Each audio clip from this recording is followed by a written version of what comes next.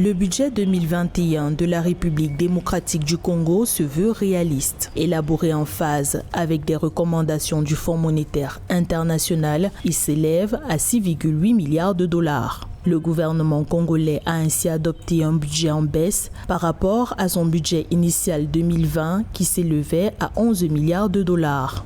L'exécution du budget 2020 a beaucoup souffert, bien sûr, de la pandémie de Covid-19. Et bien entendu, la plupart d'activités économiques qui étaient prévues n'auront pas eu lieu et la plupart des réformes qui étaient prévues n'auront pas lieu. Ce qui justifie justement qu'il y ait une réduction au niveau de la révision budgétaire. C'est quelque chose de plutôt normal. Avec une économie fragilisée par la pandémie de Covid-19, la République démocratique du Congo n'a eu de cesse d'ajuster ses prévisions budgétaires. La loi de finances 2020 a été réduite à 31% en février 2020, suivi de l'élaboration d'un budget rectificatif de 5,7 milliards de dollars en début octobre.